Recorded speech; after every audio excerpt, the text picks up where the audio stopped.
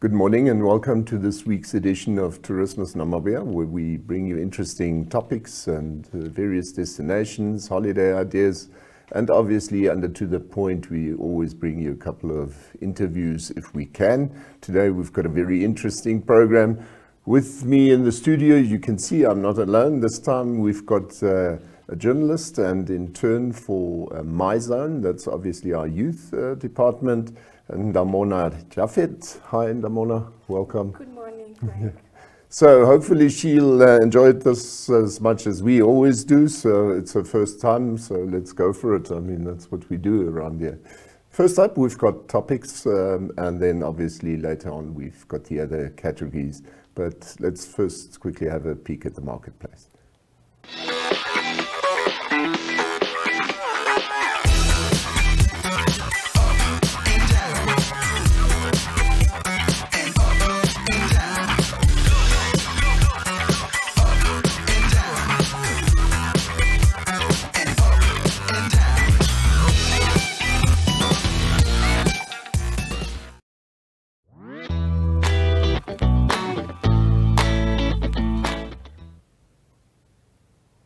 Our first topic is warning lights for game. The latest wildlife courts in northwestern Namibia have painted a bleak picture. The situation is precarious for almost all game species. As the numbers have dropped to a record low, the situation of oryx is even described as critical because of the degenerated poaching.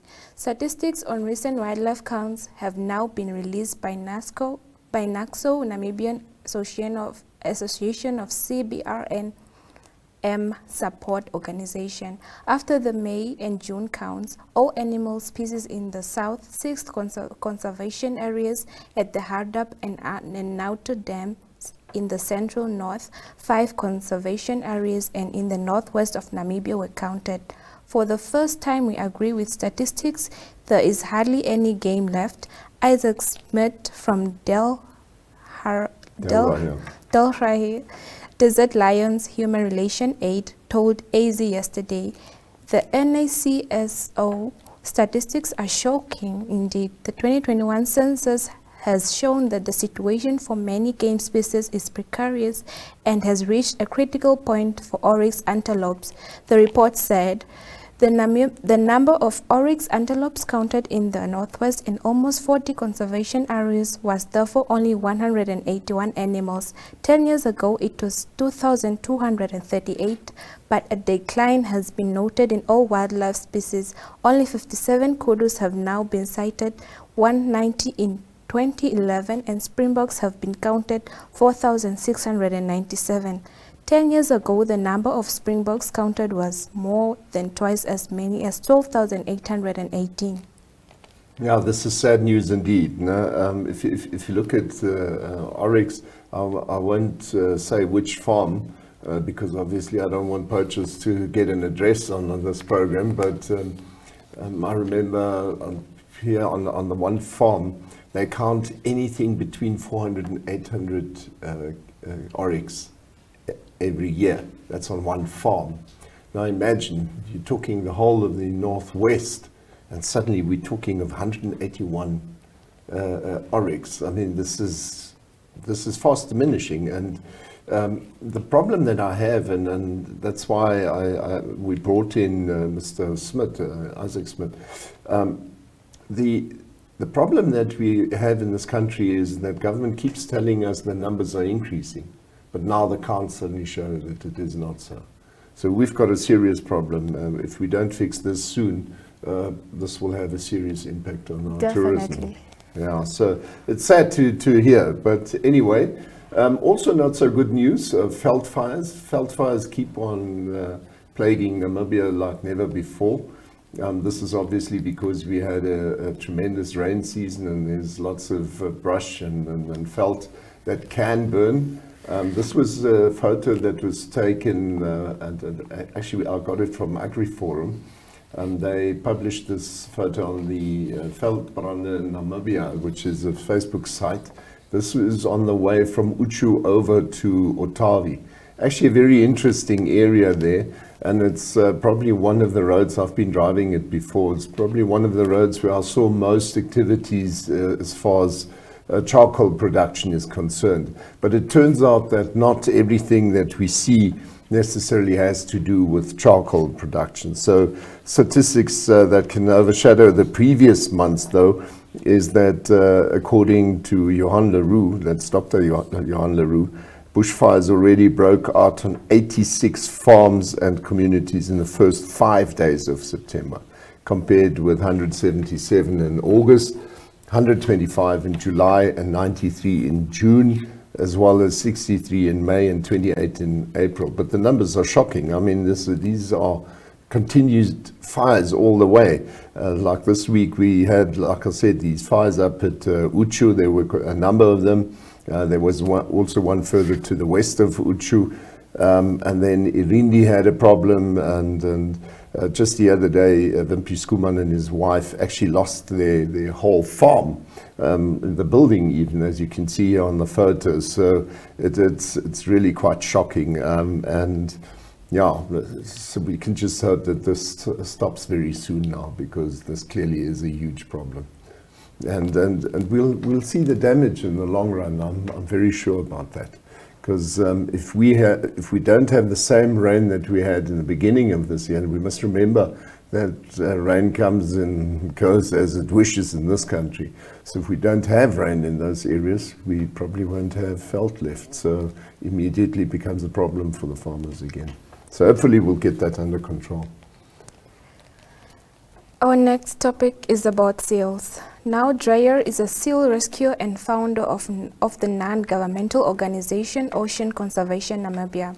He arranges public and social media campaigns to create awareness about the consequences of plastic debris and its effects on our oceans. He also conducts a local research and monitoring initiatives. In this clip, he gives a first-person account of removing commercial fishing line from a seal. Slow crawl. Get as close as we can. A couple of big bodyguards around her. Go.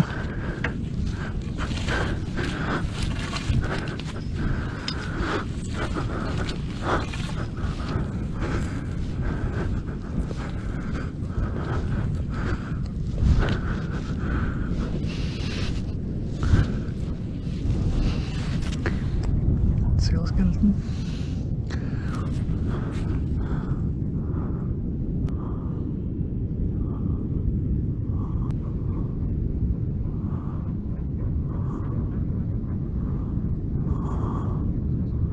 Okay, got it. Yeah, see ya.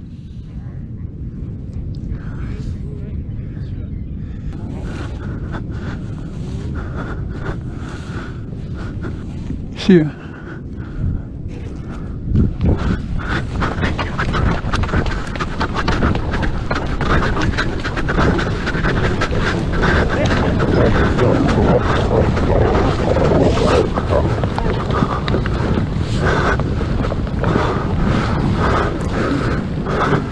Come on, in you go.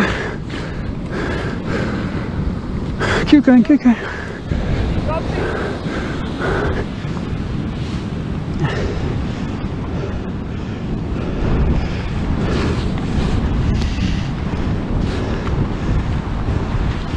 Tony had to seal the bucket around his neck. Luckily managed to shake it off in the run. It's around his neck. Wow. Okay. Let's just get her seated a bit better. There we go.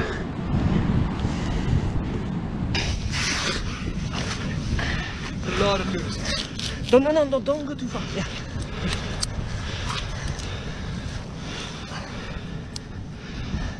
Merci. Oh. Don't open the mouth. Don't put your hands by now. Yeah. Well, yeah, it's not the hands I'm worried about.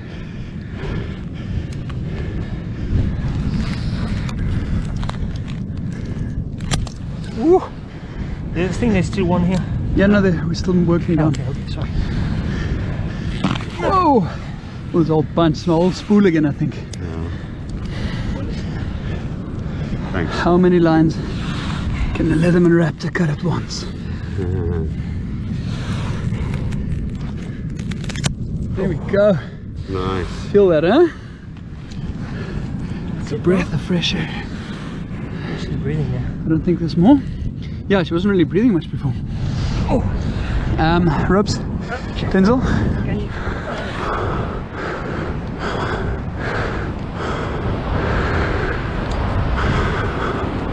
You got it all, eh? Yeah, are you sure? We have that big net ready.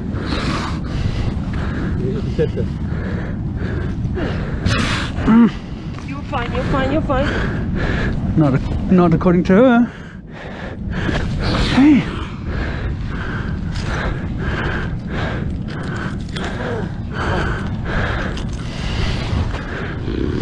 Oh. Yeah, I know. I'm good.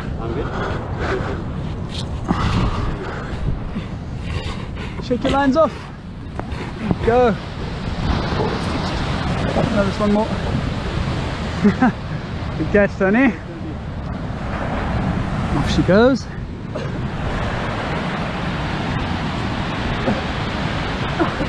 Tony actually on the run in saw another seal with this bucket around its head. Luckily managed to throw it off, but would not be a fun entanglement. And then where's the line? And another entire spool of snook fishing line, commercial fishing hand line. Should not be there, but Fix the net. cool. Hold on, guys.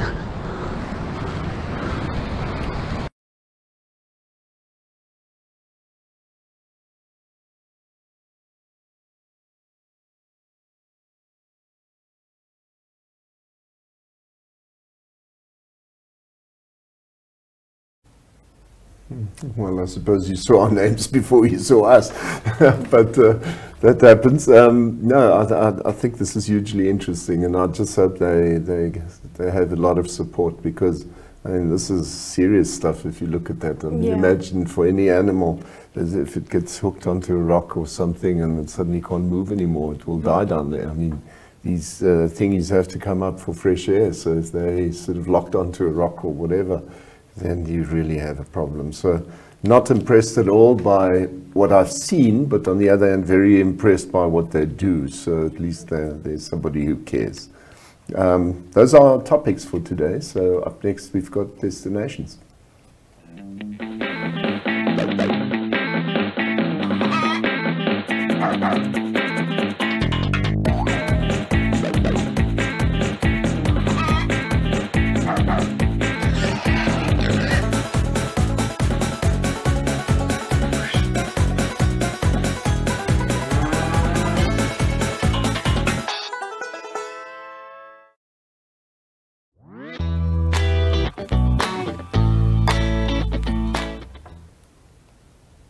Welcome back. Yeah, like we said, destinations is not always only about where you can stay, but also what we've got to offer in this country. And so next up, we've got a little contribution about Soñador. So on the internet page or Facebook page, Soñador, I should say, Belgian Chocolates, they say, we're like a praline nestled snugly in a box of chocolates in the heart of Walvis Bay. This handcrafted chocolatey goodness is carefully made with quality ingredients to ensure that you have exceptional chocolate experience. So our colleagues of the Otjiwarongo and Maizane teams provided this little clip next.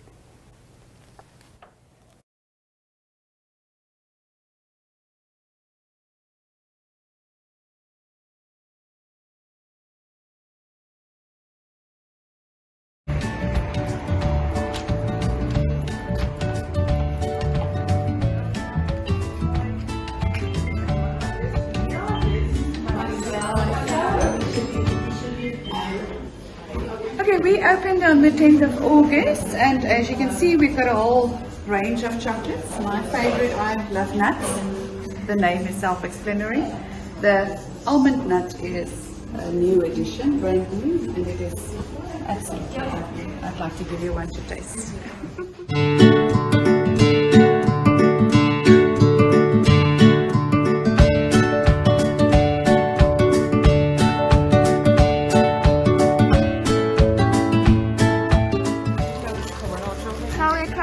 chocolate bars. Dit allemaal is chai. Die chai. Is jy reg? Yes. In en dan.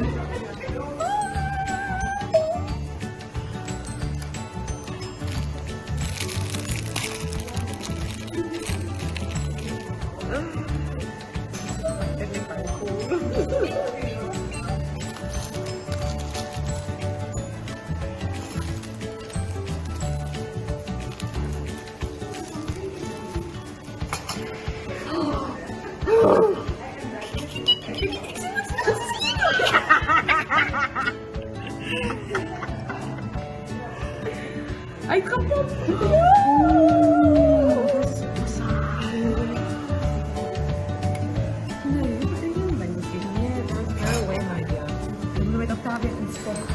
Ja.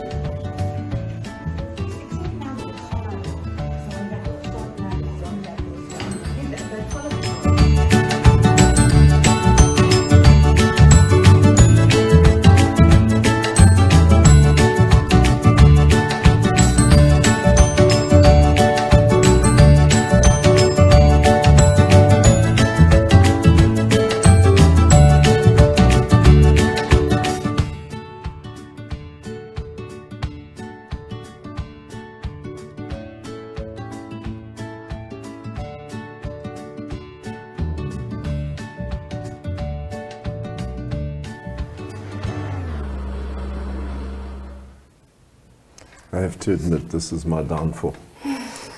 That was so interesting. Yeah, not only interesting, I thought it was the wrong thing to show me because I know where I'll go next time. But anyway, so up next we've got a couple of more items. Up next we have the contribution about the Skinny Cow Eatery, which recently opened its doors to the public. Skinny Cow is situated in Klein Windhoek. The owner, Nikita Rix Venture, talks about the fact that she comes from a family of foodies. I suppose the traditional word is gourmet.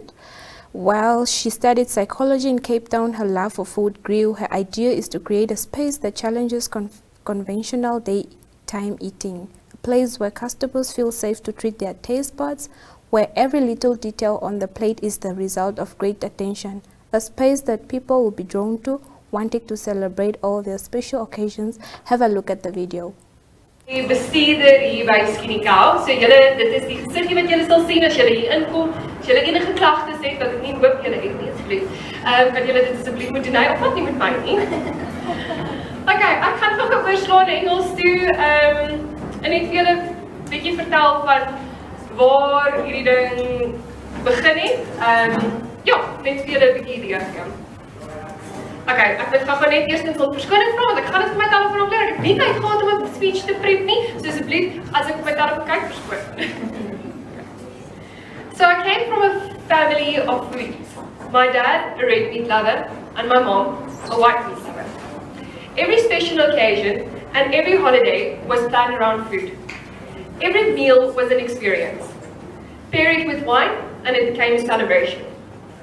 During the time that I was studying psychology in Cape Town, my love for food grew as my taste buds salivated with each and every meal. I absolutely loved cooking as fresh produce was readily available as Cape Town is. My now husband treated me to the best restaurants in Cape Town at least twice a week, so I was very lucky. And whenever my mom visited, we would we would go to this little eatery, this pink eatery in Cape Town, with the best cakes and obviously the best wine. So it was here that my little dream started of a boutique eatery. So it was never something that I thought would happen, but hey, here we are. Yeah, in COVID. Okay. My idea was to open a space that would challenge conventional daytime eating. A place where customers could feel safe to treat their taste buds. A place where every little detail on the plate is attended to. And a space that people will be drawn to celebrate all their special occasions. The dining environment was just as important as the food on the plate. My dream was realized when God gave me the opportunity to open an eatery right next to my designer boutique. Oh boy, what a spectacular combination that would be. My goal is to serve good, simple and honest food in a breathtaking and happy environment with exceptional customer service, where each and every meal is an experience and a celebration. So that is what Skinny Cow is all about. Okay, so there are a lot of people here tonight that I would like to thank. And I'm going to start off with each and every one of you here, because if it is not for you, this would not be possible. So you are the clients, you are the people that I want here every day. So please come here, please do not forget about us, come get your lunch here every day, come get your gin and tonic here at night, or well, afternoon, not night. Yeah, so each and every one of you here plays a role in dreams like this. So thank you very much to you all for being here, and I hope to see you. Yeah, on the map you could actually see it's very close to the mosque, just across. You have the new spa in Klein Windhoek, and just a bit up, that's where you find them. I'll definitely go check it out. Up next is the Tungeni Resort. Jemima Bakers has a really nice idea where you could spend quality time close to Windhoek. Visit the fun Bach Tungeni Resort for a beautiful night under the stars, or to simply enjoy the breathtaking Namibian landscape and wildlife. The resort has modern accommodation facilities and offers a relaxing and comfortable holiday experience in a natural setting.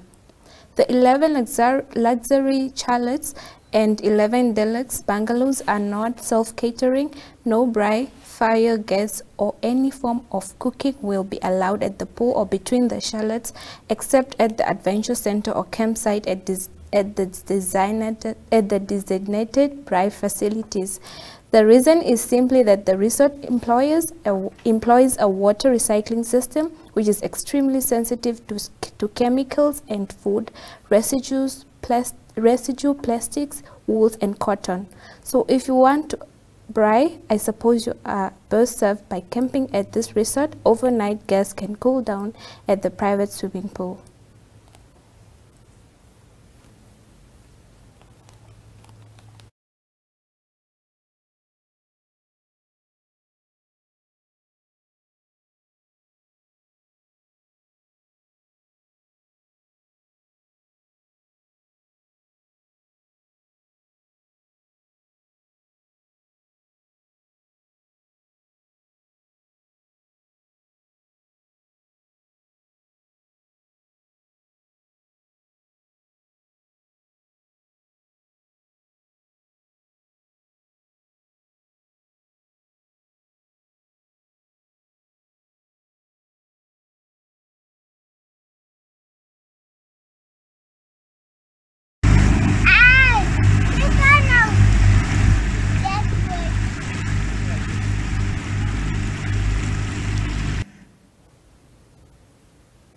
Yeah, it's a very interesting small clip there, but it is a very nice site to go to. It's close to Windhoek. You don't have to drive that fast. And if you go onto the internet site of Tungeni Resorts, it's actually called Van Bach Tungeni Resorts, but if you just put in Van Bach Tungeni, you will already arrive at the site. So it's not that you can't braai at all. As you could see there, you've got facilities where you can braai. But I suppose if you're really bent on sort of being close to your stuff and braaiing, then it's better to go and camp. Yeah. So I like it actually a lot because it's close to Windhoek and you've got the choice of taking a bungalow or camping. Yeah. The fact is, number one, it's very close, and number two, you've got all the amenities that you really require. So Yeah, very nice place that, Tungeni. But then up next, those of you who regularly watch this show will sometimes see that when we have a bit of a glitch, I'll say, Matthias, quickly help me. So Matthias is my wingman. He's the man who's organizing the show in the back there, and he's listening as we speak.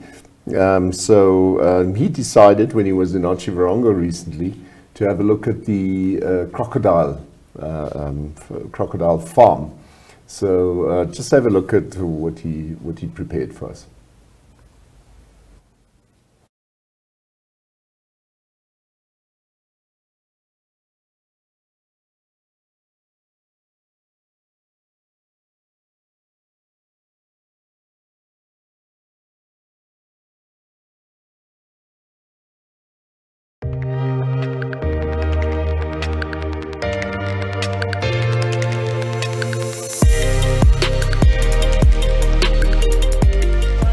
Welcome to the Crocodile Ranch right here in Otjiwarongo. If you're looking for a place with an exquisite menu and plenty of sights to see, including a fish pond and a beautiful, beautiful garden in which you can catch a fresh breeze, Crocodile Ranch is definitely the place to see. Now the Crocodile Ranch, as you can tell by the name, has amongst the largest population of crocodiles in the country, with over 60 adult crocodiles, which we're going to meet in a few. But in the meantime, let's take a look around the establishment. Come with me.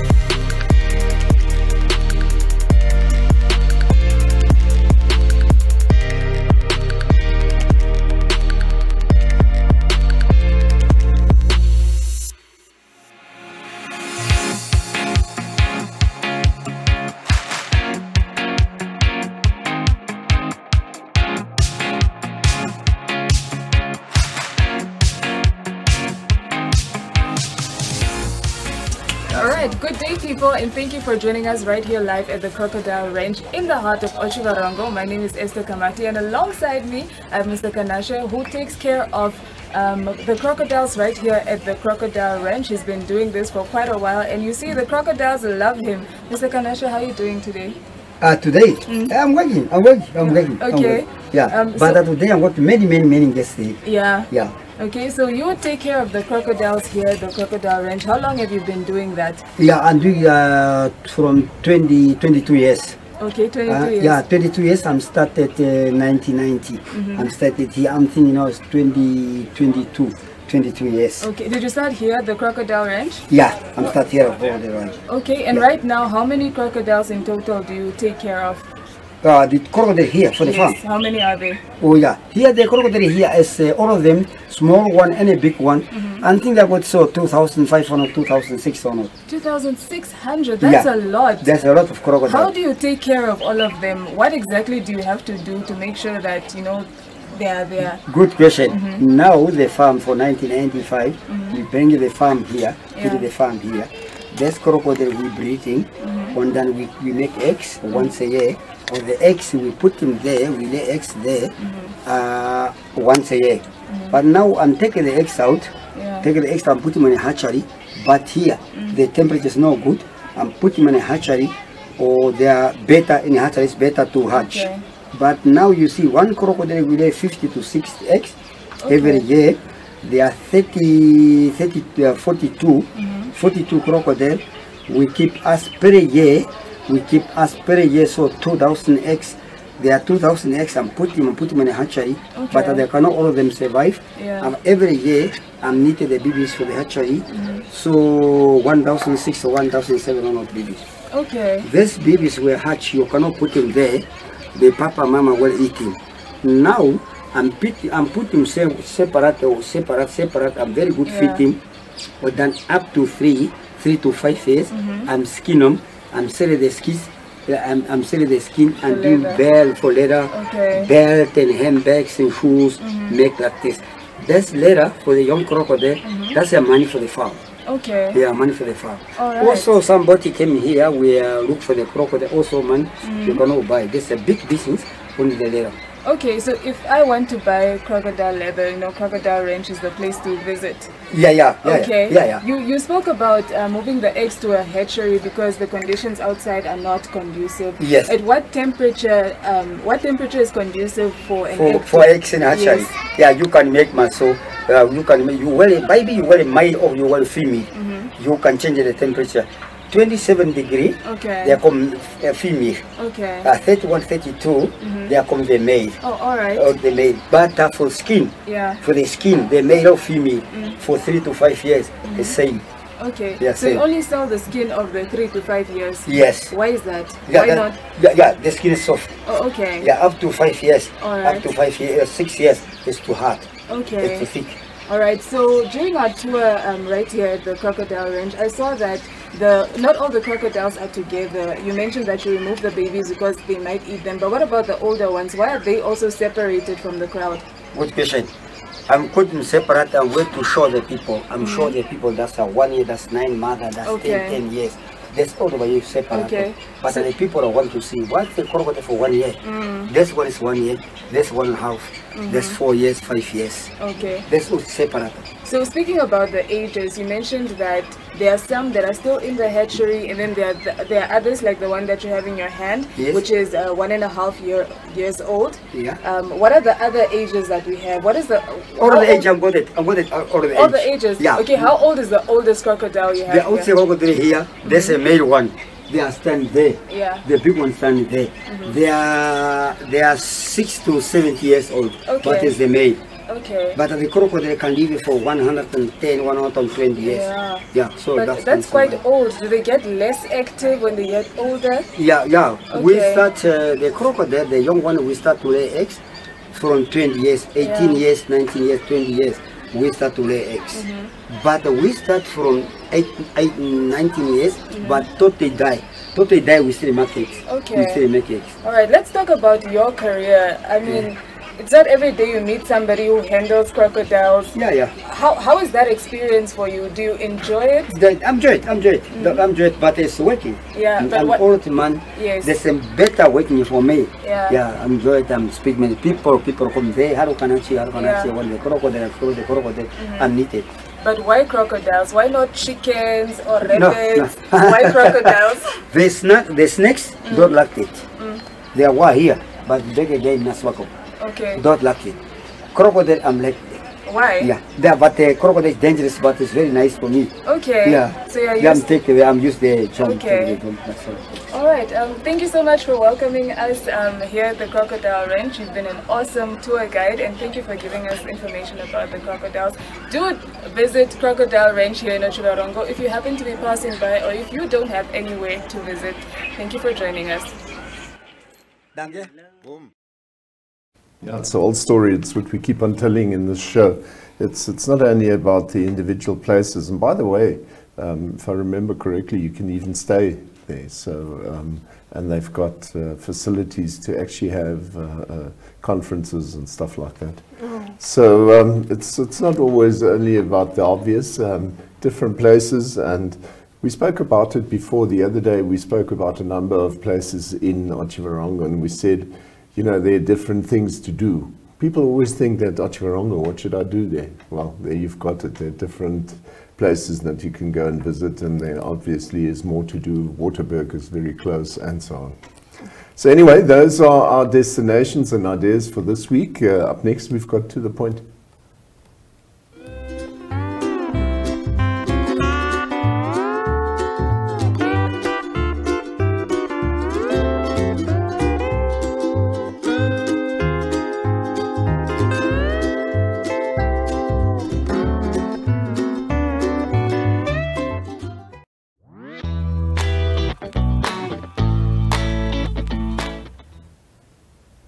Yeah, welcome back. And like I said, we've got 2 items this week. First up, we've got the National Heritage Council. And Maricel Stoffberg, some of you might remember, she joined me on the show recently. She witnessed the launch of the 2 documentaries for Twyfelfontein, and I think it's something like that. As well as Namib-Sand-Sea. Namib-Sand-Sea obviously being a World Heritage Site down in the near Sossusvlei, that whole area, whereas Twyfelfontein is also in UNESCO Heritage Site up at Korigas, that is. So the National Heritage Council of Namibia hosted the event, so have a look. It was declared as such in 1952.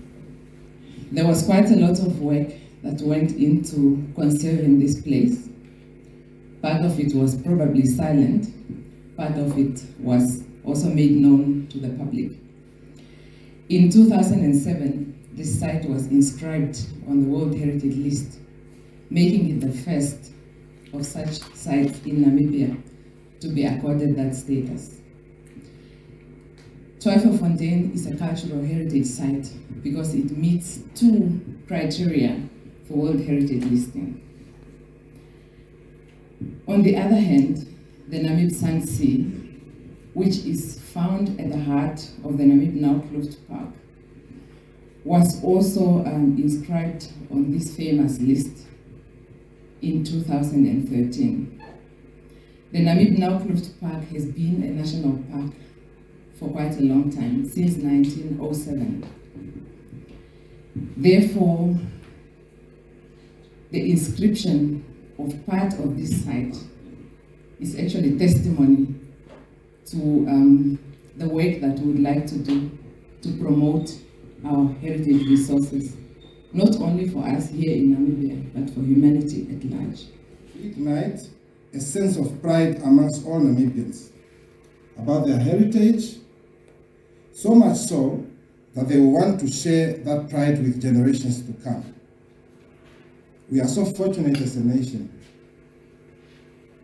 to have so many platforms at our disposal that allow us to bring others into our own space to see and appreciate what we have in terms of our priceless heritage resources. We don't know Namibia. We don't know what Namibia can offer to yourself as a nation and to the world.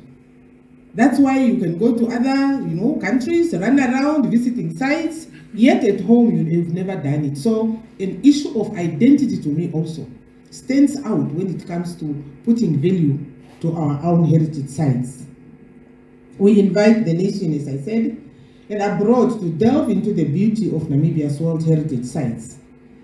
May these documentaries ignite a new sense of pride and encourage active interest in the preservation and conservation of these sites so that the future generations will enjoy them too. And here I also want to echo what my director said, Erika said, it is for all of us to engage in identifying these sites. We need to invite them. We have got graves unidentified. Some are politically connected. We need to identify all these and come up with ideas of bringing them to the National Heritage Council for the process to start, for them to be nationally recognized first, and probably also globally listed through UNESCO for them to become World Heritage Sites. It's not only the responsibility of the Ministry of Education through the National Heritage Council, but we are awaiting. And we have people, we have got historical, people with historical memories of the country. And part of what we are doing as a national committee for this convention is to make sure that we prepare the required documentation and dossiers so that we can promote these sites to the World Heritage status. The two honorable ministers and the other speakers have spoken on the importance of why we need to, the benefits that come with the designation of this World Heritage status. So we have still that resource that we can use to make sure that we promote these sites. The hikes take you through Tweefonteин's geographically pleasant landscape. The adventure is filled with historical accounts of a crazy kudu and a lion with human attributes. But the Tweefontein area is home to a collection of wild animals. You just have to be in the right place at the right time to see it.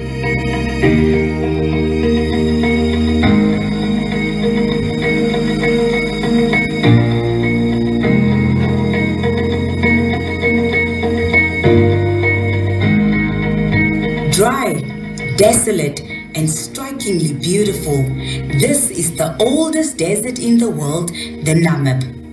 Within this vast harshness lies the Namib-Naukluft, measuring 50,000 square kilometers. This protected area stretches along Namibia's coastline. Covering 2.5 million hectares along Namibia's west coast, this sea of dunes is formed by wind direction and regular wind patterns. In 2013, this part of Namibia was inscribed to provide shelter from the harsh winds of the desert. This is Sandwich Harbour. Situated about 60 kilometers south of Walvis Bay, this particular area is best known for its breathtaking scenery.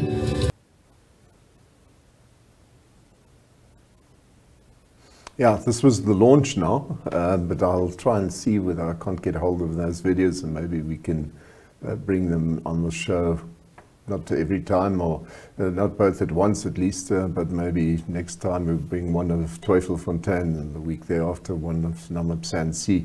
So let's see what we can get right in that regard. Okay. Well, up next, the last item on our list is the KAZA. Recently, we were fortunate in that we were able to host Nuria Stummer of the German Development Bank, KfW, on our Good Morning show, Africa Good Morning. She not only spoke to us but also provided us with a very nice footage. We thought we'd love it. Please have a look. The world's largest conservation area lies in southern Africa, the Kavango Zambezi, or KAZA for short. It extends over 5 countries and is bigger than Germany and Austria put together. It was formed 10 years ago with its core concept being that nature conservation knows no boundaries. Animals, especially elephants, can once again follow their ancient trails. Before the establishment of this TFCA, the management of natural resources has been based on individual countries. But now that we have established KAZA, we have joined as countries and we manage our shared natural resources together for the benefit of the 5 countries. Above all, it's meant to help local communities benefit from tourism. That's the central aim of KAZA, which is supported by the KfW on behalf of the German government. KAZA is not only about national parks, even though we are happy to have them. Our goal is to develop a general approach that benefits the people in the region. On the border between Zambia and Zimbabwe, it works well. The Victoria Falls on the Zambezi River are a major tourist attraction with almost 2 million visitors every year. Financed by the KfW, this bridge over the Zambezi provides good access to an area 200 kilometers to the west that is destined to become a nature reserve. A park station near Sioma in Zambia has been financed. It's created jobs and housing for the game rangers' families. The locals moved their fields to make way for nature and the animals, because there's a real treasure in their region, the Ngoni Falls. Although they're still almost inaccessible, this is set to become a new tourist attraction. But the infrastructure is missing. Surfaced paths, scenic lookouts and lodges still need to be built. The locals here are poor and have no electricity or running water, but KAZA representative Andrew Nambota helped them to see the tremendous potential that the waterfalls offered them. We're looking at conservation as a way of alleviating poverty. It is possible to build a wildlife economy along with the communities and as a tool to fighting poverty. The local representatives of the KAZA countries as well as the tribal chiefs are the real drivers of the KAZA vision of nature conservation as a source of income. The income of tourism, when they come, they pay when they visit this area. When they pay, then the committee itself, they can sit and discuss how that money can use within the community to help poor ones and the infrastructure, the clinic and the schools as such. No one may dictate to the community what should happen with the money. Do not create something that is outside this world, but rather look at their strength as a community and try to develop those strengths. Don't bring high tech to them. No. But rather, simple things that they can understand and they can easily do within their means. Helping people to help themselves is the core approach of development cooperation. While the people in Western Zambia can hardly wait to get started, communities in the KAZA neighbouring country Namibia are already reaping the rewards. In the Caprivi Strip, the Mashi community has leased the land to a lodge and gets a share of the revenue. Jobs have been created too. I'm happy to have this job because I'm providing my children, my mom, my grandmom and some of my families, and they are happy for me to get this job because I'm giving them whatever they need. Nature has long been regarded as a worthwhile investment here. Everyone learn now, starting from the villagers and everyone, children, even grown-up people. They know tourism is providing something very important. It's playing a good role in Namibia. The original idea of conservancies was established by the WWF in the 90s and is supported by the KFW. Craftsmen don't sell their wares individually, but rather through the community. 60% of the revenue goes to the producer, 40% to the community. The outcome is that if, for example, one producer produces very well that particular month, she can earn plus minus 2,000 per month, which is a very good high income to a women-headed household. In a museum village, tourists can find out about local customs. The people here know what visitors to Africa want: local colour and unspoiled nature. In Namibia, this all belongs to the communities. Namibia is one of the countries that has the rights of people regarding natural resources safeguarded in the Article 95 of the Namibian Constitution. The Namibian conservancies are an example to the other KAZA countries. The involvement of local populations will help ensure KAZA's future. They live with this wildlife, and as much as they are involved in the management of natural resources and benefits, therefore, they will see the value of living with this wildlife and therefore the protection of this wildlife, and that in itself contributes to tourism development and benefits of the 5 countries. For the 5 participating KAZA countries, the stunning landscapes and abundant wildlife between the Kavango and Zambezi rivers are the key to their economic advancement and political stability. There's even talk of this being a new dimension in nature conservation that could be adopted by the rest of the world.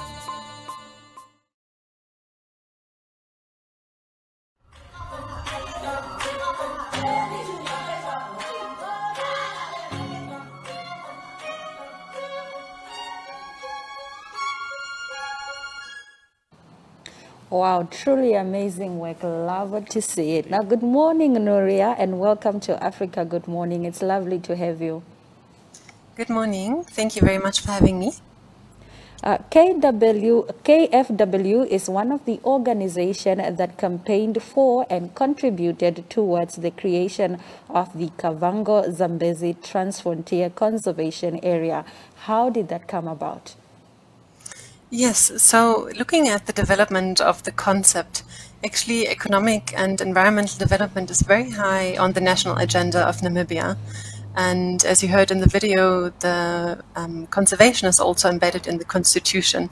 And this goes back to a change in legislation where user rights were given to local communities to benefit from natural resources.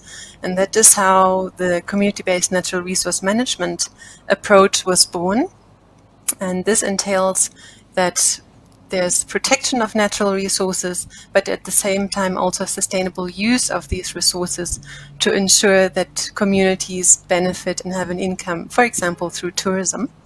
And this concept has been very successful and internationally also acclaimed, and very convincing also for other governments around the world, and also for the German government.